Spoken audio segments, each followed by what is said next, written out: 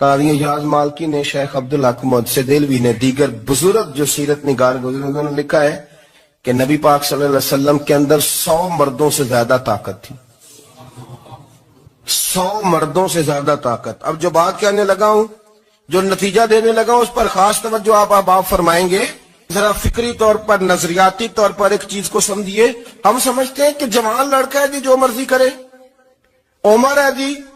آپ ذرا بات پر غور کیجئے گا کہ حضور صلی اللہ علیہ وسلم میں طاقت 100 مردوں سے زیادہ ہے اور حیا کواری لڑکیوں سے بھی زیادہ ہے. ذرا اس بات کا تقابلی جائزہ کیجئے گا کہ طاقت 100 مرد سے زیادہ ہے لیکن حیا کواری لڑکی سے بھی زیادہ ہے. اس کا معنی یہ ہوا کہ جس ٹہنی کو پھل زیادہ لگ جاتے ہیں وہ جھکا کرتی ہے. تو حیا تو حسن ہے. حیا تو آپ کو پاک صاف کرے گا. حیا تو آپ کو نرالا کرے گا، انوکھا کرے گا. وہ ہمارے ایک دانشور ہیں، انہوں نے مضمون لکھا، کئی باتیں بڑی پسند آتی ہیں. وہ کہتے ہیں کہ میری اہلیہ، ان کو بھی کسی نے مس گائیڈ کر دیا تھا، حالانکہ اچھی خاتون ہے، کسی نے مس گائیڈ کر دیا. تو وہ بھی سماجی اور ویلفیئر، اور یہ خواتین کو شوق ہوتا نا بننے کا، تو وہ بھی سماج کے اندر اچھا مقام تلاش کرنے کے موڈ میں آ گئی.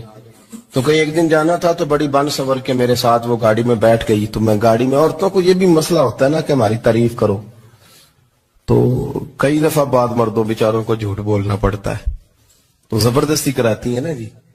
تو اس میں گنجائش بھی دی ہے شریعت نے گنجائش دی ہے کہ کبھی بیوی کو راضی کرنے کے لیے خلاف واقعہ بات کرنی پڑے تو کر لینی چاہیے. تو وہ کراتی بھی ہیں. 3 موقع پر خلاف واقعہ بات کرنے کی اجازت ہے. واقعے کے خلاف بھی آپ بات کر سکتے ہیں. جنگ کے موقع پر 2 لوگوں کو صلح کرانے کے لیے اور بیوی کو راضی کرنے کے لیے کر لیں کوئی ایسی بات.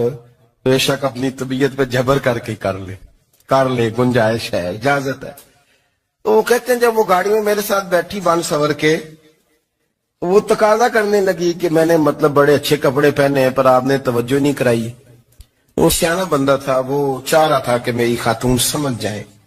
وہ کہتے ہیں مجھے پتا تھا کہ بیچاری مس گائیڈ ہو گئی ہے، دل کی بڑی اچھی ہے، سیانی ہے، لیکن اس کو کچھ خواتین نے، کچھ لوگوں نے مل کے اس کو ذہن غلط کر دیا ہے کہ سماج میں نکلو، باہر جاؤ، کام کرو، فلاں کرو، اپنی مرضی سے جیو. تو میرے ساتھ گاڑی میں بیٹھی کہیں جانے کے لیے، تو مجھ سے کہنے لگی کہ آپ نے میری طرف توجہ ہی نہیں کی، آپ نے کوئی ذکر ہی نہیں کیا کہ میں کیسی لگ رہی ہوں. تو وہ کہتے ہیں میں نے اسے کہا کہ اگر تو ناراض نہ ہو تو پھر میں صحیح والی تعریف کر دوں. تو اس نے کہا کہ آپ کر دیں. تو کہتے ہیں میں نے درد سے اور خلوص سے اپنی بیوی سے کہا، خلوص کے ساتھ. میں نے کہا میں تو روز گھر ہوتا ہوں، روز شام کو گھر ہوتا ہوں. اگر تو میرے لیے تیار ہوتی تو میں تیری تعریف کرتا، لیکن آج تو باہر جانے کے لیے تیار ہوئی، تو پھر ان سے تعریف کی امید رکھ جن کے لیے تو نے تیاری کی ہے. میرے لیے تیاری کرتی تو میں تو ہر شام تیرے پاس ہوتا ہوں. کہتے ہو میرے لفظوں میں درد تھا تو وہ بھی رو پڑی اور کہنے لگی آپ گاڑی روک دیں، مجھے باہر جا کے کسی کو راضی نہیں کرنا، میں نے اسے راضی کرنا ہے جس کو رب کریم نے میرا شوہر بنایا ہے اور میرے لیے منتخب کیا ہے میرے ماں باپ کو. میں واپس لوٹتی ہوں. یہ ایک پہلو ہے سلگتا ہوا، اس کو سمجھا جائے. رسول کریم صلی اللہ علیہ وسلم عرب کی کواری لڑکیوں سے زیادہ حیا والے تھے. کواری لڑکیوں سے زیادہ حضور حیا فرمایا کرتے تھے. جب خانہ کعبہ کی مکہ شریف میں تعمیر ہو رہی تھی نا، اہل عرب اس کو تعمیر کر رہے تھے، تو نبی پاک صلی اللہ علیہ وسلم اپنے چچا حضرت عباس کے ساتھ خانہ کعبہ کی تعریف میں مصروف تھے.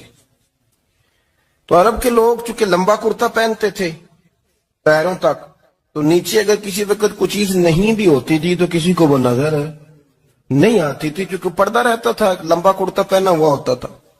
تو جب بچے، سرکار کی عمر مبارک بھی ابھی تھوڑی تھی، تو اس طرح بچے جب نکلتے تو وہ کئی دفعہ اپنی تہمت اتار دیتے نیچے سے، اور کوئی مزدوری کرنے لگتے تو 3-4 طے کر کے تہمت کی کندھے پہ رکھ لیتے، جس طرح کبھی دیہاتوں میں لوگ کپڑا سر پہ رکھتے تھے کہ اوپر اگر کوئی